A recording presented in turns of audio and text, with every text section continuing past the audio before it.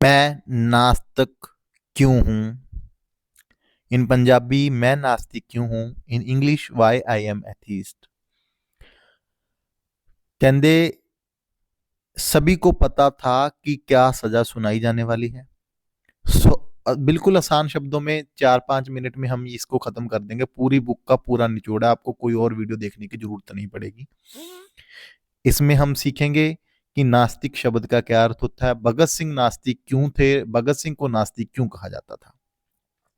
सभी को पता था कि क्या सजा सुनाई जाने वाली है। भगत सिंह पर मित्रों शुभ चिंतकों का दबाव था। सारे ने पता सी कि की सजा सुनाई जाऊगी। भगत सिंह ਦੇ ਮਿੱਤਰਾਂ ਤੇ ਸ਼ੁਭ ਚਿੰਤਕਾਂ ਦਾ ਦਬਾਅ ਸੀ।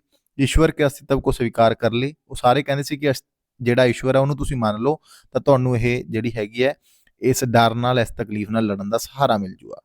बहुत से लोगों को लगता था कि भगत सिंह अहंकारवश ईश्वर के अस्तित्व से इनकार कर रहे हैं। भगत सिंह के लिए यह प्रश्न व्यक्तिगत आस्था या अहंकार के बजाय क्रांतिकारी दृष्टिकोण की सुसंगति तथा विश्वसनीयता का प्रश्न था और सजा की घड़ी ही उसके सबसे बड़ी परीक्षा थी।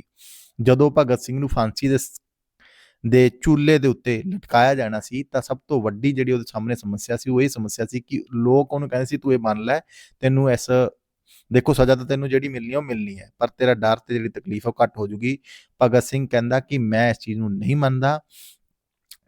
ਭਗਤ ਸਿੰਘ ਇਹ ਨਹੀਂ ਕਹਿੰਦਾ ਸੀ ਕਿ ਰੱਬ ਨਹੀਂ ਹੈਗਾ। ਭਗਤ ਸਿੰਘ ਇਹ ਕਹਿੰਦਾ ਸੀ ਕਿ ਮੈਂ ਯਥਾਰਥਵਾਦੀ ਹਾਂ, ਮੈਂ ਰੀਅਲਿਸਟਿਕ ਚ ਗੱਲ ਕਰੂੰਗਾ।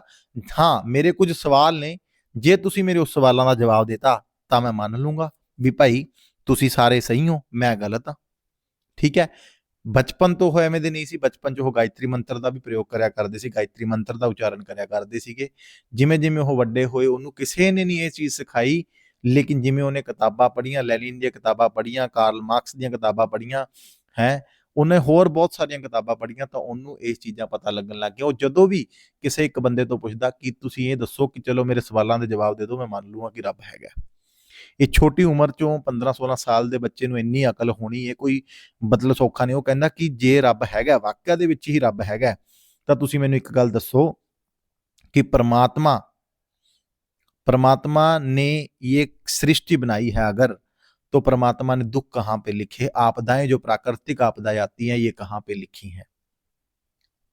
परमात्मा कभी भी ये नहीं चाहता कि मेरे बच्चों को तकलीफ हो, कभी भी ये नहीं चाहता कि छोटी बच्चियों के साथ बलात्कार हो, कभी भी ये नहीं चाहता कि बच्चे भ्रूण हत्या में, कभी भी ये नहीं चाहता कि छोटे बच्चे कुपोषण का शिकार हों जहां उन्हें ये चीजें मिल ही नहीं पाती, कभी भी ये नहीं चाहता कि गरीब बच्चा कभी भी टपकती हुई छत के नीचे बैठे, कभी भी उसको रोटी मिले ना मिले। भगवान कभी किसी को तकलीफ नहीं देता अगर भगवान है तो।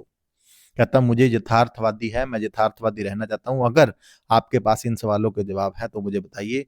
अक्सर हम कोई प्राकृतिक आपदा आ जाती है, जब तो हम खुश होते हैं तब तो हमें भगवान की याद नहीं आती कहता, लेकिन जब हम दुख हो जाते हैं तो हमें भगवान की याद आ जाती है। लेकिन मैं अमन शांति में भी भगवान को नहीं मानता, ठीक है, उसकी होंद को नहीं मानता, ठीक है। आस्तिक और नास्तिक, नास्तिक होने का मतलब ये नहीं है कि मैं इन चीजों से अहंकारी हूं, मेरे अंदर मैं खुद खुदा हूं। कहता मेरे को आप अगर इन सवालों का जवाब दे दोगे तो मैं मान जाऊंगा। बल्कि जब उन्हें गिरफ्तारी के लिए लेके जाया जाने लगा तो उनको ये बोला गया, उनको तो इस चीज का भी पता नहीं था कि मुझे गिरफ्तार क्यों कर लिया गया है।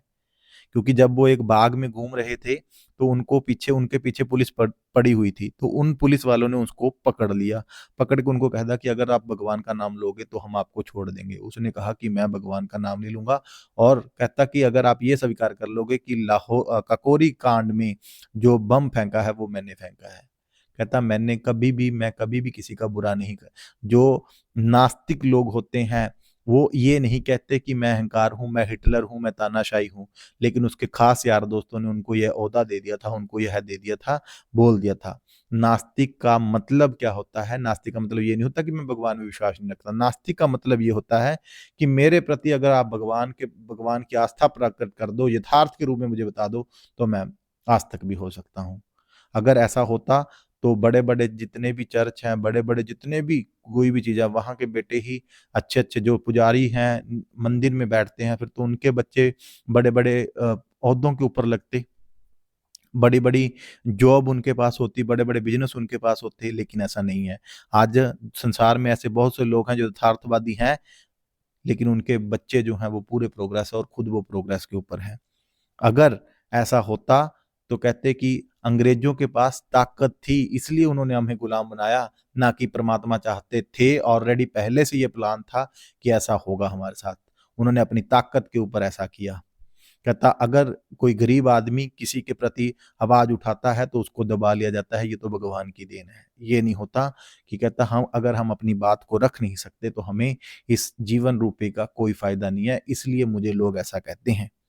ठीक है, तो ये ही छोटी मोटी बातें हैं, इसमें कोई उनका यही था कि दशहरे वाले दिन ये देखो। बस बाकी मैंने डिटेल में वीडियो बनाई हुई है। इन्होंने बहुत सारी किताबें पढ़ी, लेनिन की किताबें पढ़ी, द कॉमन सेंस किताब पढ़ी इन्होंने निर्मल स्वामी जी की, तब इनको जानकारी मिली। इन्होंने कहा कि मैं नास्तिक क्यों हाँ, सौखे शब्दां ਦੇ ਵਿੱਚ ਹੈ। ਕਹਿੰਦੇ ਜੇਕਰ ਮੇਰੇ ਕੁਝ ਸਵਾਲ ਨਹੀਂ, ਜੇਕਰ ਤੁਸੀਂ ਉਹਨਾਂ ਸਵਾਲਾਂ ਦਾ ਜਵਾਬ ਦੇ ਦਿੰਦੇ ਹੋ ਤਾਂ ਮੈਂ ਤੁਹਾਨੂੰ ਮੰਨ ਲੂੰਗਾ ਕਿ ਰੱਬ ਹੈਗਾ। ਇਨਕਲਾਬੀ ਪਾਰਟੀ ਦੇ ਆਗੂ ਨਾਲ ਗੱਲ ਕੀਤੀ, ਬਾਕੂਨੀਨ, ਕਾਰਲ ਮਾਰਕਸ, ਲਟੀਸੀ, God and states, Nirmal Swami ਦੀ ਪੁਸਤਕ ਕਾਮਨ ਸੈਂਸ ਬਾਰੇ ਕਿਤਾਬ ਪੜ੍ਹੀ ਇਹਨਾਂ ਨੇ।